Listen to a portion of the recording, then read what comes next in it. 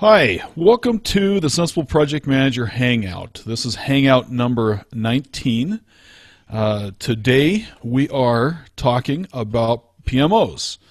Specifically, the question is PMO necessary for successful project management?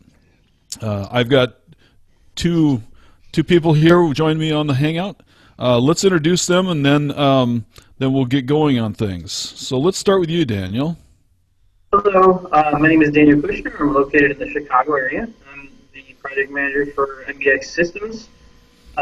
We're a CM for client servers, and I'm very, very interested in PMOs because it's growing, and in the next year, I'm probably going to be mounting up and building an entire PMO. So I've never done it before. Getting as much research done before I have to do it as possible. And why is it that you get the opportunity of setting up a PMO? Here when we needed to do it, pretty much. Interested in doing it, raised my hand, said I would do it. All the above. Well, congratulations. You're in for a ride of your life. Should be a fun year. Paul, let's go to you. Okay, I'm Paul Neighbour. I'm from the UK. We're a training provider in the UK, and I was interested in this because I set up a PMO back in '98 for one of my previous employers, which I thought was quite a good PMO. But we work with lots of companies in the UK, and I see the good, bad, and the ugly of PMOs, and I think they're a really, really difficult thing to get right. I think they can add a lot of value, but you can get them terribly wrong as well. Which is definitely what I'm trying to do, as much research before I make any definite actions as possible. Yeah. It could definitely be a precarious situation. I mean, we could possibly do it in the most simple way, and really just make it a repository and reporting structure. But if we're going to try to do it in a way that adds value, then we need to try to do it in a way that also doesn't create another bureaucratic layer that could just slow things down. Those are some of the Yeah. All right, so I missed some of that. I apologize. It looks like I'm having a little bit of network problems today, so if I freeze up, hey, you guys keep on going. Cool. I love Google Hangouts, but sometimes I live out in the country, and sometimes my network is a little iffy. So, go ahead, Paul. You were going to say something? We just lost your picture. That's all. Oh. You just dropped. That's all right. If you can at least hear me. Just carry on. Yeah, you should. Please just keep going. Can you at least hear me? We can. We'll press on, shall we? Okay. Did you have some questions, a structure you wanted to follow for? Yeah. So first, let's do this. So what I want to do is start with just a definition. Actually, one thing before I get started, I'm trying something today that I haven't tried before, and I want to ask everybody on PM chat, those of you that are listening. Let's see if we make this a little interactive today. I have created two lists of project management PMO advantages and disadvantages. I have put that on my website. It's out at sensiblepm.com/hangout, and I have added 6 different advantages and 6 disadvantages. I would love to be able to have people take a look at those advantages. There's a way that you can rank those advantages and disadvantages on the list. Love to be able to have you add anything that you want to the list. And then I want to make this a dynamic list and see if we can get some advantages and disadvantages that we'll review as part of this discussion. So with that said, I just want to take a few minutes to get started. Let's talk about a definition of what a PMO is. I would guess most of us understand a PMO. but I would guess that also some people work in a PMO and some have never had an experience in a PMO. So I'm going to go with the definition that PMI has for a PMO. I am not familiar with Prince 2. Paul, are you a Prince 2 practitioner? Yeah, yes. Okay, so if But you maybe run with the PMI, I'm a PMP as well, so run with the PMI for now. Go on. Okay, so I'd love your perspective if Prince 2 has a different perspective on things. I'd love to have you include that in the thoughts. So PMI defines a PMO as a management structure that standardizes the project-related governance processes and facilities, facilitates the sharing of resources, methodologies, tools, and techniques. They also talk about the fact that, and this is from the PMBOK, it talks about that really PMOs can be whatever an organization needs, and they kind of break it out into 3 different levels of a PMO, and I'm sure that there's variations of that as well. One, and I'm not going to use the same wording that PMI has, but the concept is one PMO might be, one level might be that you would just set up a PMO to help provide resources for the project managers. Doesn't have a lot of authority behind the PMO, but it's there as a resource to provide for the project managers. Another type of PMO might be that it has a little bit more backbone to it. They are responsible for setting up as the definition says, methodologies, tools, techniques. They're managing the resources a little bit more tightly, and you really have maybe some training of the project managers, so they have a little bit more control over the projects and the management. And then there's a project PMO that has heavy control, where they are doing audits for the organization on the projects, and basically they've defined everything. Project managers have to abide by all of the metrics that are defined and all of the tools that are defined. It's very locked down. I have seen, I myself have been a member of, not a member of the PMO, but a project manager in an organization, 2 different organizations that had a PMO, and then I also, like you, Paul, have set up I set up a technology PMO. So I have some experience and I have some thoughts, both advantages and disadvantages that we'll get to. So, okay, so based on that definition, maybe if you guys would maybe add to that definition or your thoughts about just the concepts of PMOs and what you've seen in the past. So let's start with you, Paul, because you said that you have. Okay.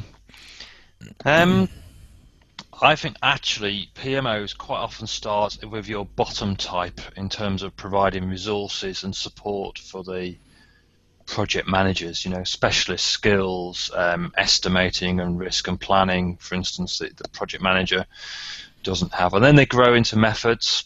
And I think that the real trick is then the 3rd type, where you're talking about the assurance and the audit role, taking that next step, but still providing support. It's almost, I think that's where I see PMOs, that's the most difficult transition to make, because you're not supporting you're supporting the organization, not the project manager, if you know what I mean. And so you're working for the sponsor and you're collating reports from the project managers, and that's where they begin to become blockers of innovation and delivery rather than supporting delivery, really, because the process becomes more important than the delivery, I think. So that's my views on it, really. So I think you've got to I think the PMI is very right in the three different models, but you have to know which model, who your customer is really. So I don't know what Daniel thinks. What's your view, Daniel? What sort of PMO have you been asked to set up? The PMO that I've been asked to set up is probably closer to the first one because I'm still working heavily to mature the organization along project management lines. We have some issues with resource management, and we also have some standardization and process issues. And then we also want to be able to onboard new project managers as we grow and provide them with a training facility. The third one is simply out of the question for us right now simply because it shifts a good amount of reporting and power structure around, and it requires a large kind of reorganization. You basically forklift a lot of roles in order to be able to build up like that. And we do have we have a factory, we have a very large operational component as well. So a lot of those roles you can't switch around without affecting those operations. The striking the balance to me is an interesting idea, kind of going with the second one, but I almost feel like it provides a little bit less of the strategic value than I would want, and it also then I think adds a little bit of the bureaucratic layer. I think pretty easily with the first one, the first definition from PMI, we could get away with mounting that type of PMO, and then almost once people learn the processes, once people understand standardization, then we can do PPM through the PMO and really prioritize projects and be able to compare apples to apples. And if project manager leaves, be able to put a new one in and have them be able to pick up because the processes are standard. As the only piece that's missing there is that we're trying to incorporate from the third definition really is a good reporting structure with the executive level. And we do have that. We view that as pretty important because otherwise we find we can get log jams. We can get just too many projects running all at once and none of them going anywhere. So we already do, to a degree, have the ability to do that. So that'll just get rolled in once we're there. Mm-hmm. Those are what we see as the advantages and disadvantages. But like I said, we're still doing research. We're still trying to figure out what's going to be the best fit for us. So Daniel, you said that what is the time frame that you are looking to implement your PMO? I'm doing a lot of planning right now, and then going to begin writing the SOP over the next year, working with a few software vendors, and then probably Q3 of next year is when we're going to start hiring in. Okay, so you have almost a year in front of you of still preparing for it. Is that correct?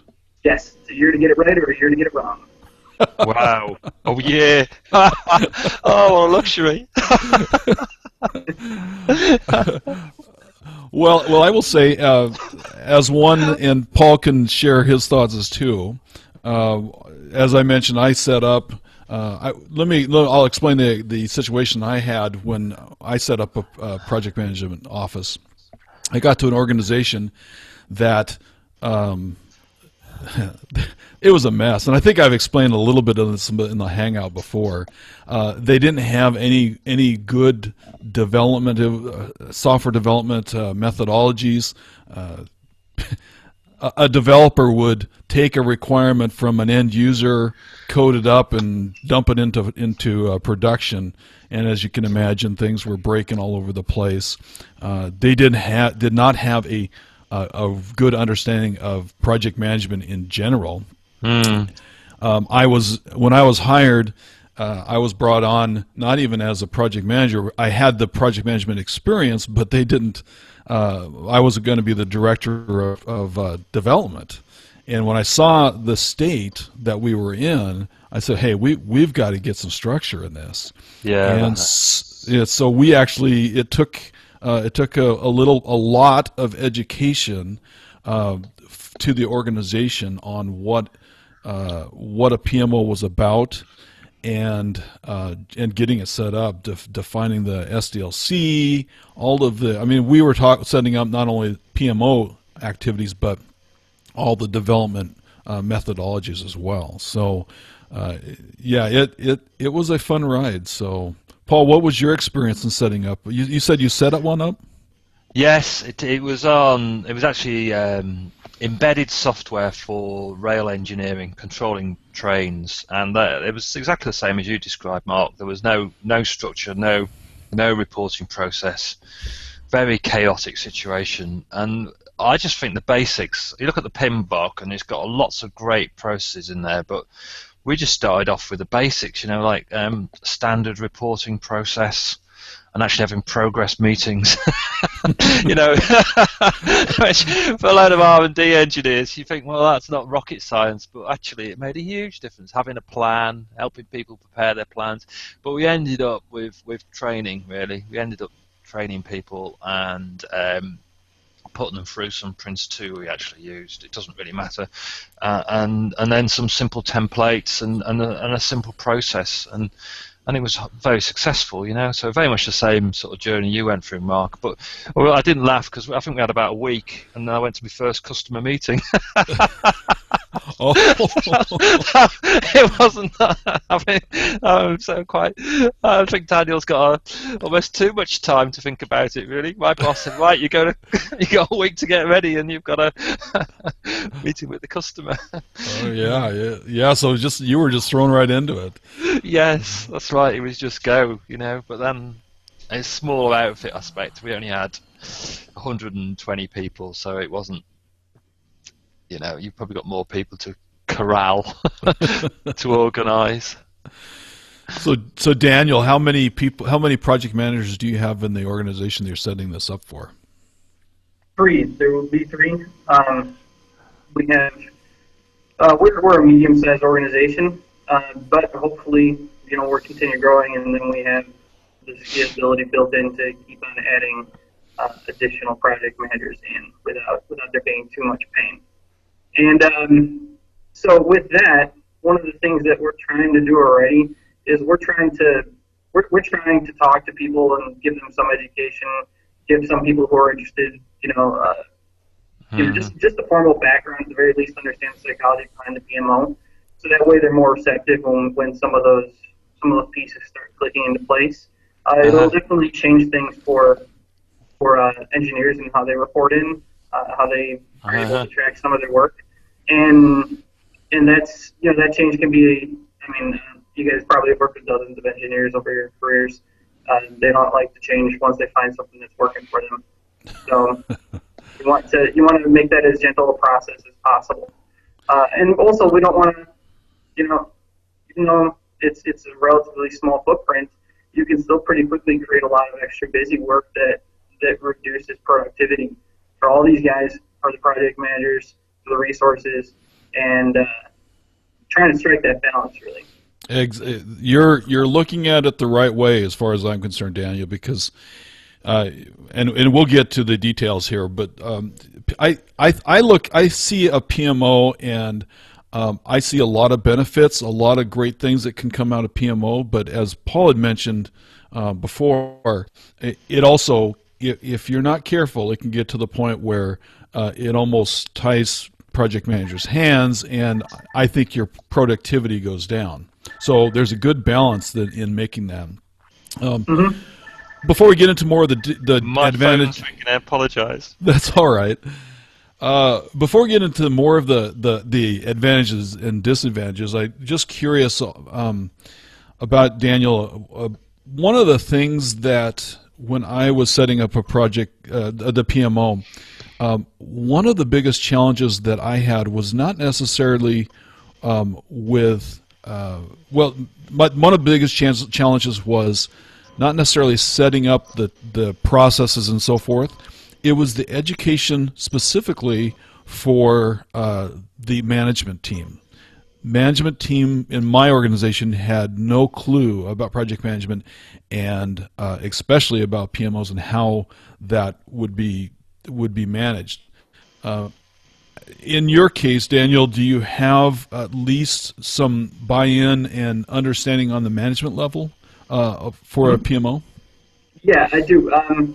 So I'm very lucky in that director level for engineering that used to be a project manager back in another life. So he is pretty sophisticated. He knows, what I'm trying to implement. He has good ideas. He's a good counterpoint for when I'm trying to figure out some of these ideas. And I have executive level support on doing this.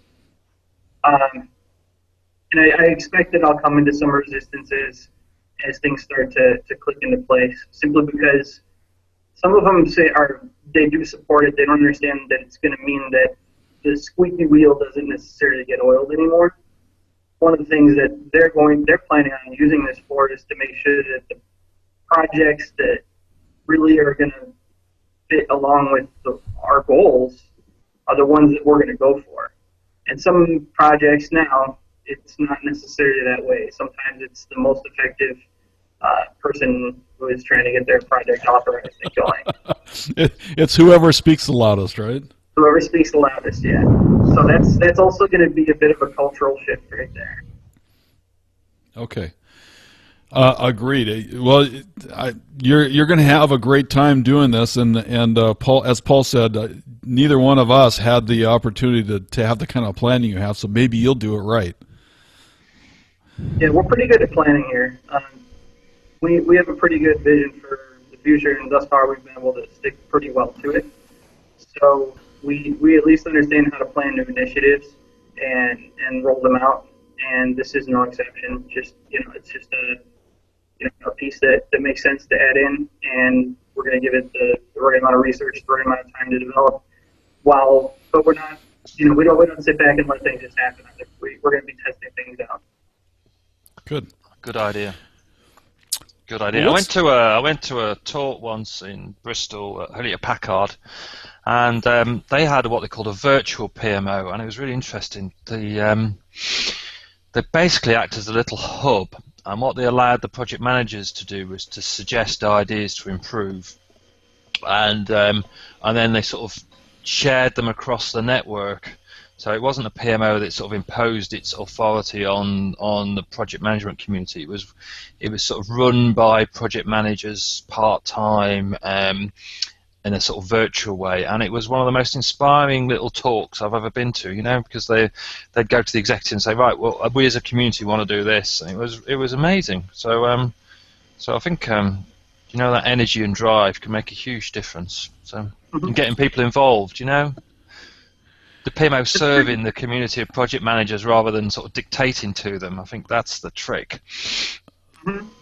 That's pretty interesting. My question is, how do you avoid groupthink when you send it out to the whole community like that? I missed that bit.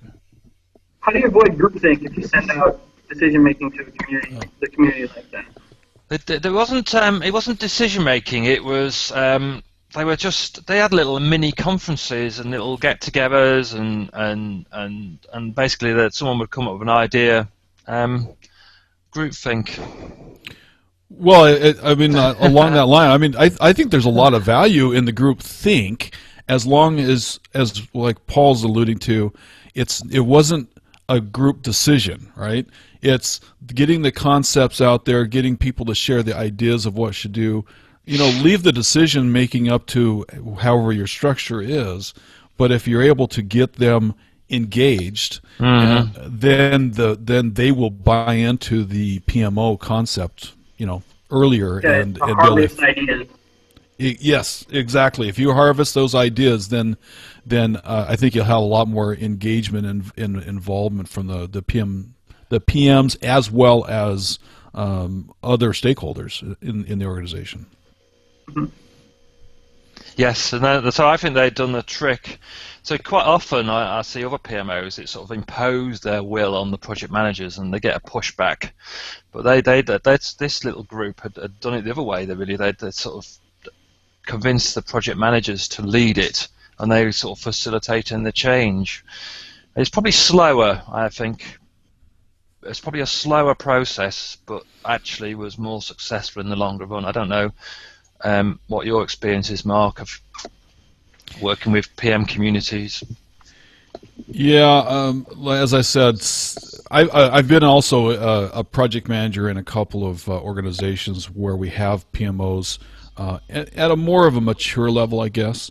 And I do know that when I've seen PMOs doing the dictating to the PMs, there's a lot of kickback, a lot of pushback, and although PMs will fall into line because they know where their paychecks come from, it is still a different feeling than if you can engage them and get them to help, get the PMs to help provide solutions as you go along.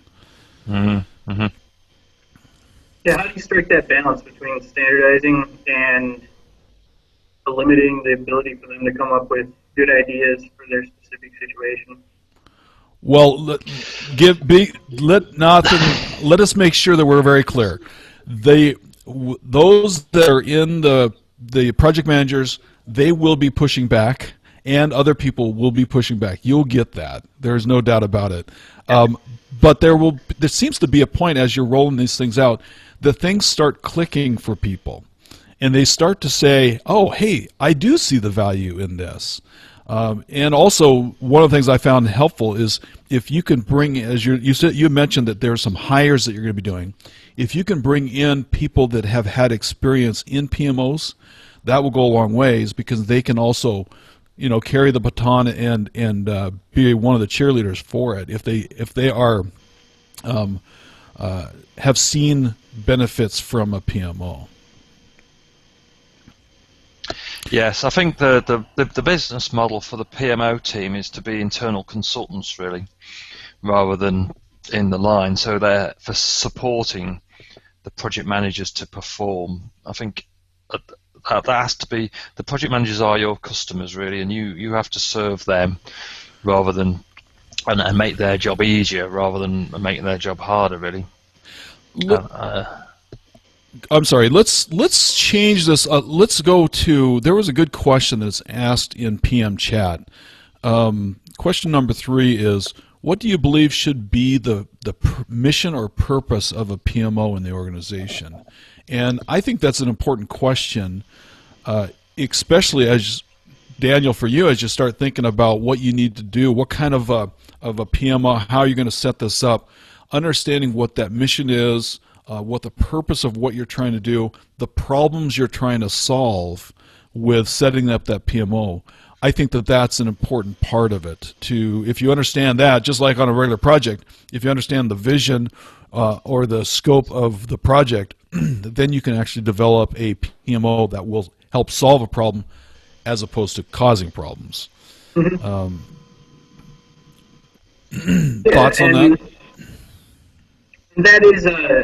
That is something that I'm considering very heavily because I can pretty easily list the reasons, the pain points that we're considering a PMO for, but not having the experience of setting one up myself. I don't have the life cycle of the operation. I'm not going to be able to tell you what it's going to feel like a year into the PMO. I have to be able to anticipate that. I need to be able to do some kind of predictions, talk with people on things like PM chat, PM Hangout, and see what their experiences were, because you can list a lot of pain points, a lot of things that you want to solve for, and you can cause a lot of other problems. So figuring out what the main one, what's the big driver, what's the magic sauce, is what I'm doing a lot of right now. What's the big meeting? What's the thing that's going to deliver the most value, and some of the other things that we can kind of put into boxes, and maybe they work great, maybe they don't work that great, but overall we're able to get a large net return on it. If we can get that, then we can call the PMO a success, and then we can adjust the details in the future. That's really kind of my outlook right now as I'm in the planning phase. So, great approach. We're thinking heavily about just the biggest one for us is the ability to do resource management with just the general operations and sustaining engineering tasks, and that stuff does not get reported into anything quite yet. So we also need to be able to make somewhat of a bargain, be able to do PMO, be able to do PPM with the PMO, with general management. Those are some of the problems that we're trying to solve, but the big goal is to be able to accurately manage the resources across the organization. That's easily the biggest one. That's the hardest one. Yeah. Oh, that's the hardest one, isn't it? Yeah.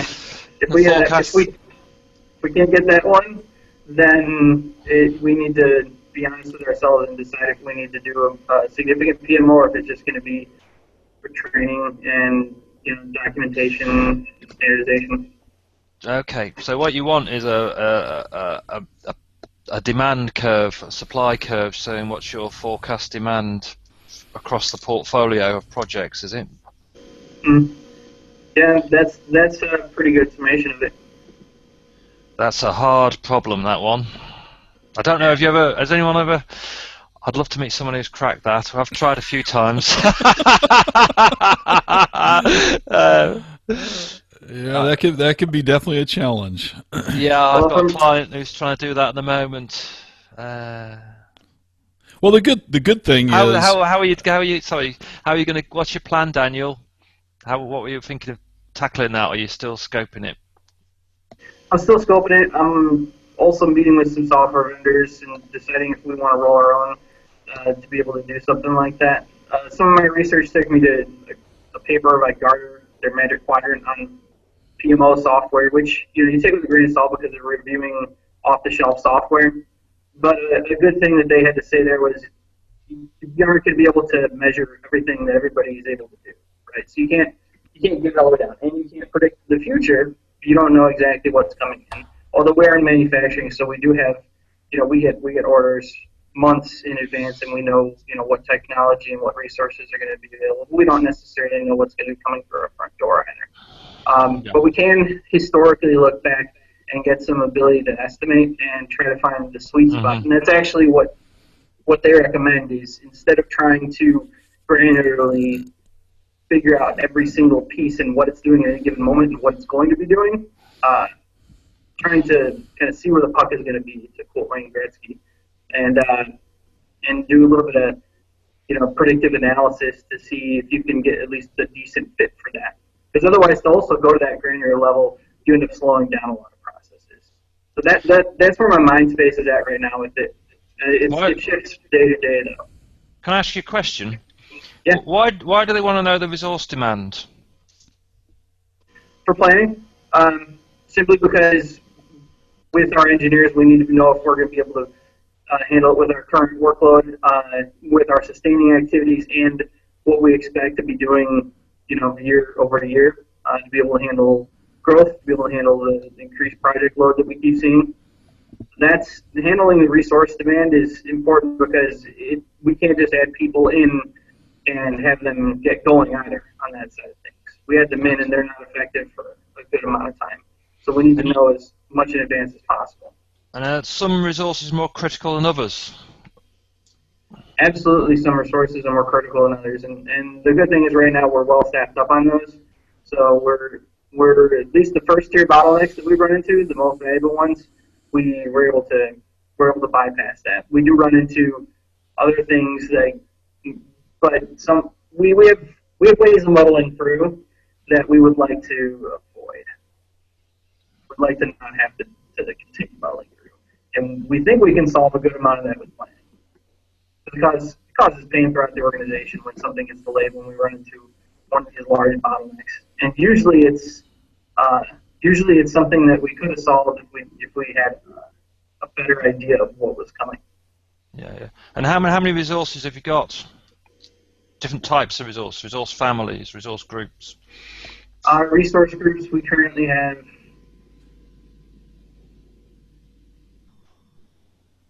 7. 7 that we work with, and a lot of them overlap with general management. Okay. So some of them are pretty engineering heavy, some of them we outsource, and the rest are internal. Okay. Ah. Well, it sounds like Paul is about ready to help solve the problem for you. I have done this a few times. My advice is if you want to manage the resources, then just focus on the critical ones. So there'll be some constraining resources in your business because you might have loads and loads of different types of resources, and you just can't build a map of all of them. You just can't do it. It's an impossible jigsaw.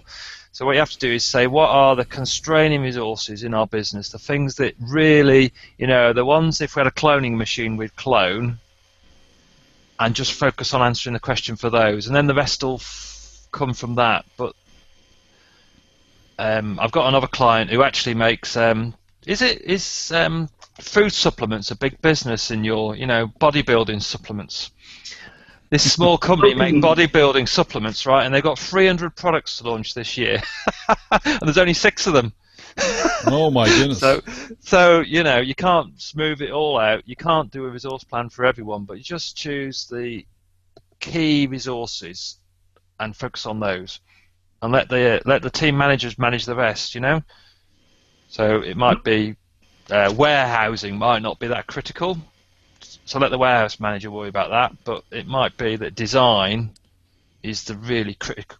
Testing in software world is often the constraint, or architecture. So whatever is the critical resources, just focus on, and you'll never get detailed plans for every project. I tried it once; it just drove me mad. So some projects are in pre-planning, some projects are planned, and some projects are just concept. So you have to build up sort of pseudo plans. So there might be just really high level plans, but you can just do a high level plan for the critical resource, if you know what I mean.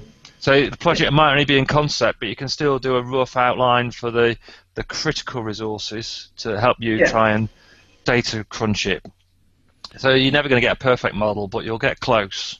Yeah, what we do is we try to for every project that is both active and in the pipeline, the earlier it is in the pipeline, we just do very high level resource allocations, right. And just so we can get the resource planning associated to 6 months to a year down the line, and that just helps with that resource planning. We don't really get into the detailed plans as basically that project progresses through this life cycle.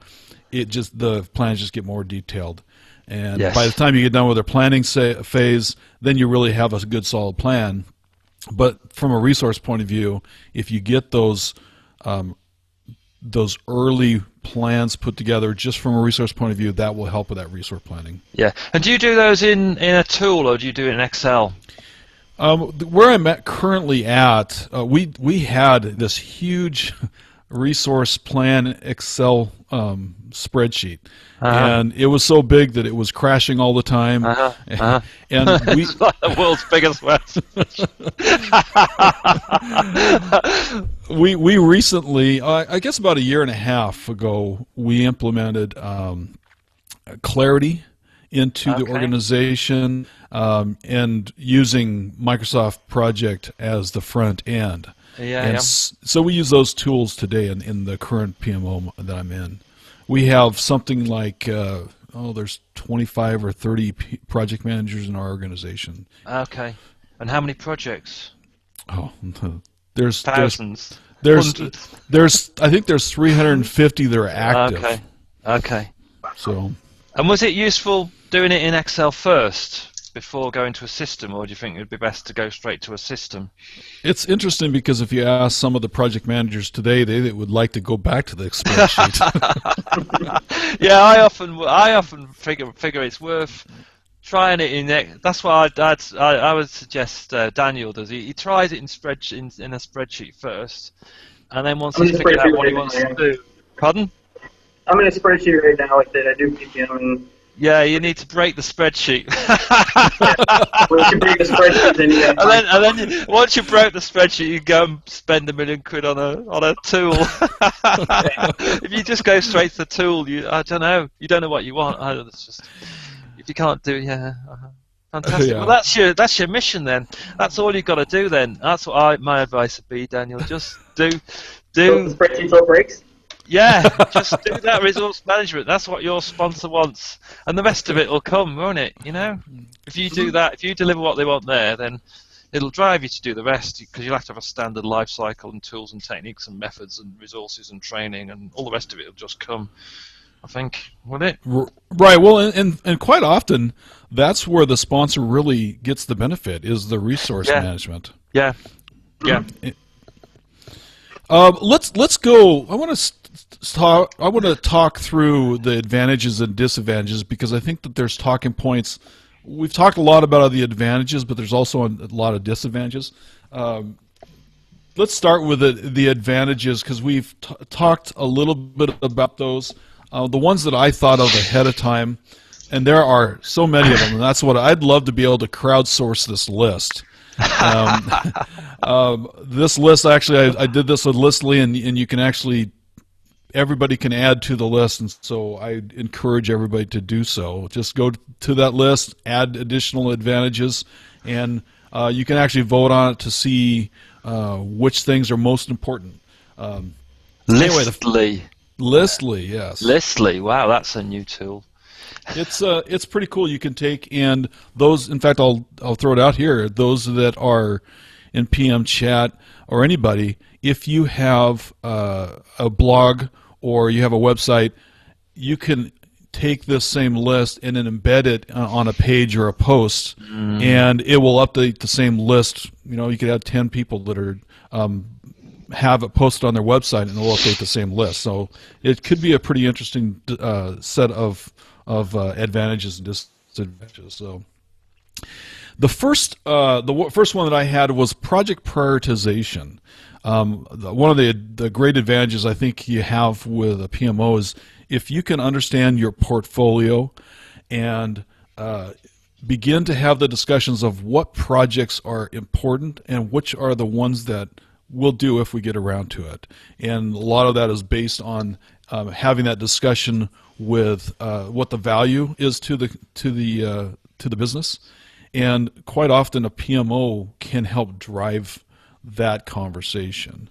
It doesn't always take a PMO, but I've found that a PMO helps provide the information so that the project prioritization can be done.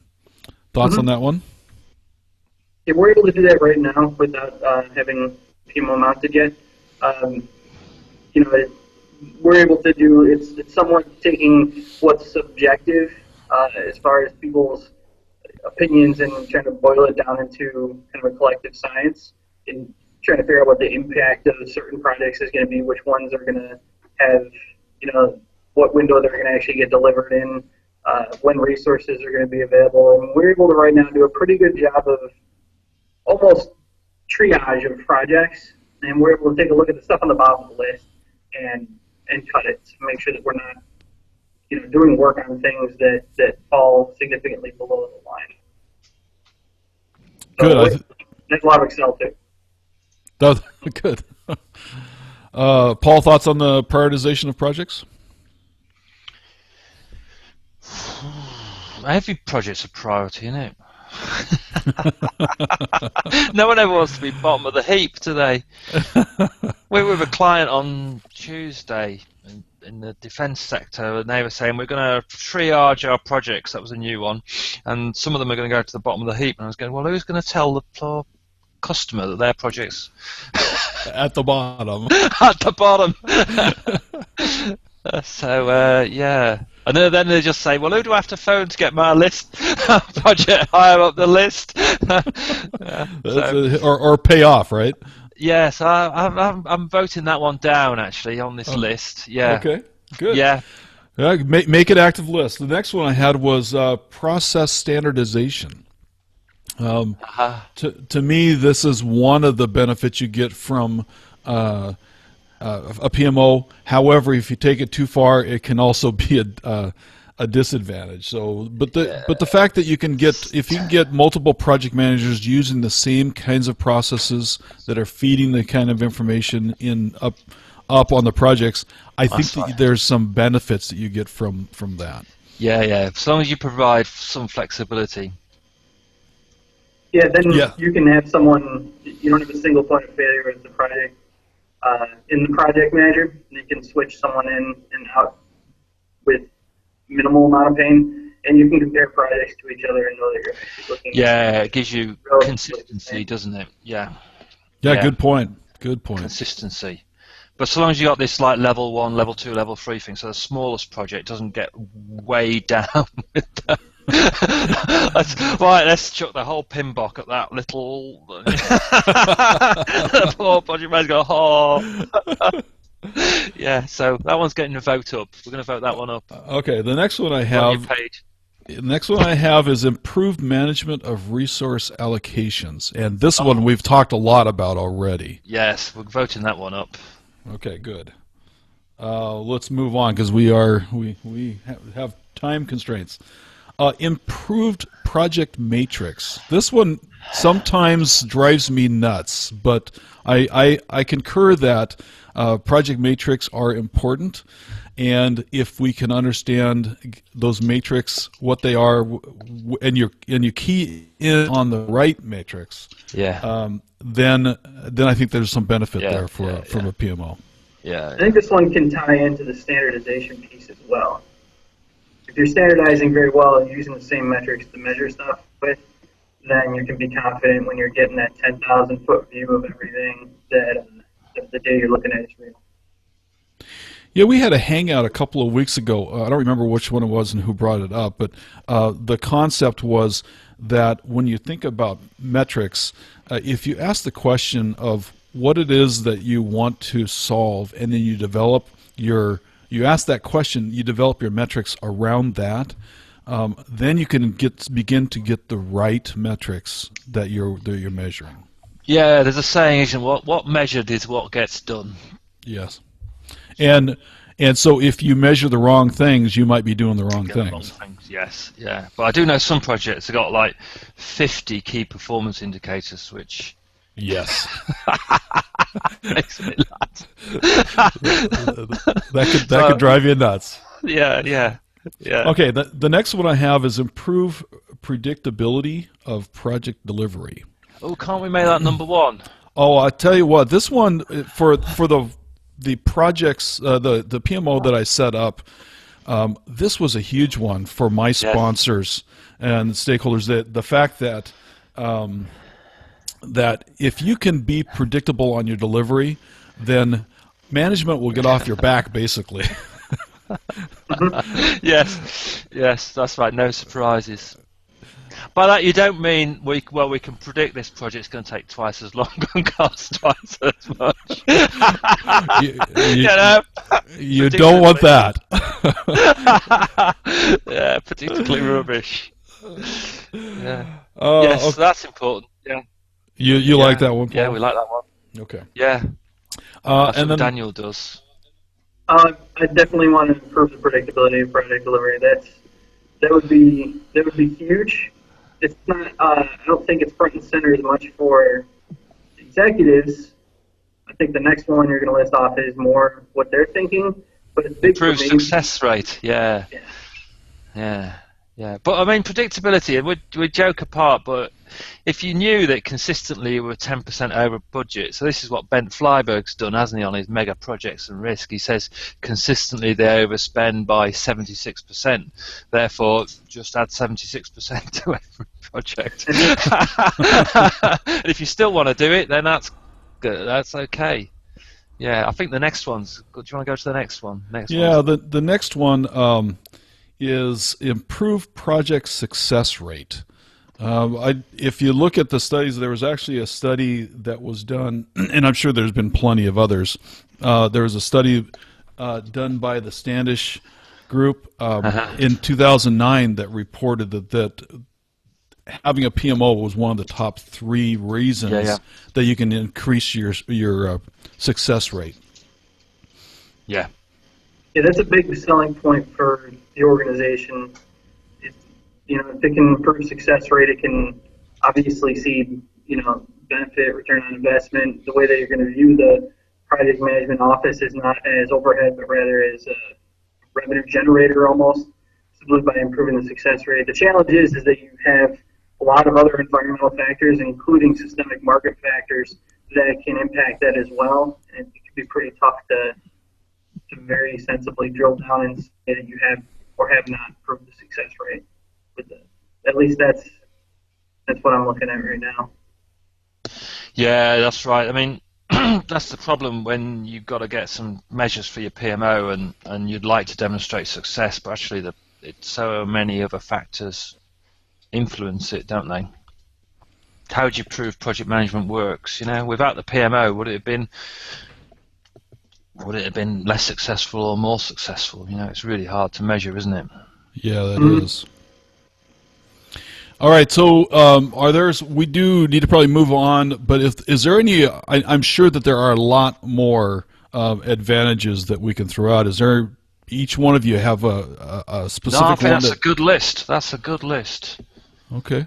Avoiding rework. Sometimes we have engineers working on the same exact stuff and they don't know it. Add to list here. There we go. Let's add that in then. Yeah. So, Daniel, are you saying that because the project managers are not they're working on projects and not really talking with each other, they have team members that are doing essentially the same thing, and you could, with a PMO, you can have more of that conversation happening, which resolves that discussion or that problem. Yeah. Exactly, and then you can throw it in. It can be either historic. You can reuse it in another project as long as you're aware that it exists and it's there. Yeah. And if you don't have people, I mean, you can talk, but if you have some kind of formalized structure to list this stuff off, then you're going to miss stuff, and people are going to do the same work twice, especially when you have some very granular software tasks that can be tough to do, but are very very system based that can be picked up, modified a little bit, and dropped into another project. You can save money by doing it. It's a big one. All right. Let's go to the disadvantages. We have about 5 minutes. We could probably spend a whole hour on this as well. The first one that I had was increased overhead on projects. There is no doubt in my mind that when you have a PMO, there's additional overhead that occurs with that. Now, I think that there are some balances with that, because I think there's also some savings on the advantage side. There's some savings that you can have by improved processes and so forth, but absolutely there's some the disadvantages that you have some additional overheads. Yeah. Do you think they should be centrally funded, or do you think the project managers should fund their PMOs? Oh boy, that's a great question. I almost think that it should be centrally funded, but I could be argued both way on that one. Have you seen one work better than the other? I don't know. I don't know who pays for it. But the PMAs have there's an idea, isn't it? The project managers can have a PMO levy. It's optional. It depends who your customer is. I mean, for Daniel, his mission is to resolve this resource issue, and that's a corporate need, so that should be corporately funded. But I do know some PMOs where they do risk management services, where they cross-charge the projects for the services as if they were an internal consultancy. Right. Yeah. And that's quite healthy, actually, I think, as a mindset. And then they take the profit and they invest the profit in tools and methods, and that's quite a challenging model for the PMO manager, but actually interesting concept. It incentivizes people to work well, and it incentivizes innovation, keeping that overhead down rather than allowing it to get fat and sassy. So you create kind of an internal market that almost naturally solves some of those issues. We're doing it centrally, but we're also trying to keep the overhead as lean as possible while getting as much value, which is the same thing, I think. Yeah. I think if you work in a PMO, you have to work twice as hard as the project managers you serve, because you're an overhead. Yeah. Well, that actually goes to the next one that I have is it can be a little costly for a smaller organization because of the overhead, the additional costs. Some organizations might not be able to fund a PMO. We are really close to the end, so let me go through the rest of these. Paul, you and I can attest to this, and I'm sure that Daniel, as you are experiencing this, it can also be kind of tough to implement. The struggles we've talked a little bit about already. One of my biggest struggles was really getting everybody, especially management, to buy into that. Daniel, you've gone a long ways if you have management's backing on this. You'll have a lot of benefit on that. Yeah, that'll make a huge difference. I hope so. Let's see. It's sometimes, well, quite often, the next one I have is slows project delivery. Fantastic. Paul, do you believe that one? Yep, I've seen that happen. And some of this discussion I see on PM Chat is talking a little bit to that one, and that is your PMO can go wrong if you put so many restrictions. Yeah, if you put those barriers in the way, those restrictions in the way, you're going to slow down projects, and you're going to ruin your productivity. Yeah, and everybody else's support. Yeah. And then the last one I have was less flexibility, which kind of ties into that as well. Yeah, I think that comes back to your process thing. You need a scalability and flexibility in the process. So it needs to be guidance rather than, it's where to have the guidance and where to have the hard rules. That's a really good list. Great. I've commented on your list, on whatever it is, Listly. Good.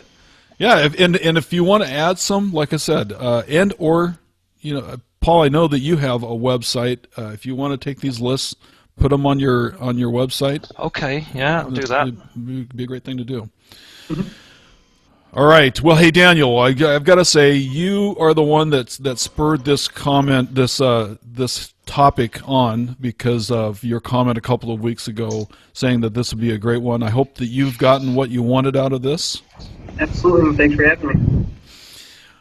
And well, I thank you so much for bringing it up. It is a great topic. It can be polarizing at times because there are people on both sides of the fence on this one.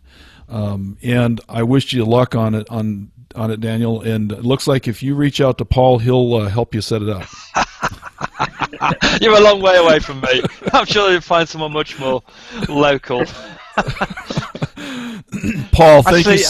If you do want something, there's a guy called the Lazy Project Manager who's very good at it. He's a real expert. Yeah, the Lazy Project Manager. That's the man you want. Yeah, I'm actually trying to... Peter Taylor is the guy you want. Or Elizabeth Harrin, they're very good too. They're real experts at it. I'm hoping to get those two on in future Hangouts. So I invited them, but they didn't come. Oh, I actually, Paul, I've actually been in discussions with Peter in the last few days for a future one, and he's pretty busy right now, but we'll get him going. Oh, too busy. All right. So anyway, thank you so much. Thanks for the PM chat. I hope we didn't get to pull in as many as we had hoped to, but again, I would like to ask anybody that wants to share this list and add to it. Thank you, Paul, for joining us. Thanks, Daniel. And thanks for the invite. Well, thank you. Thanks, Paul. Thanks, Mark. See you later. Till next week. Ciao.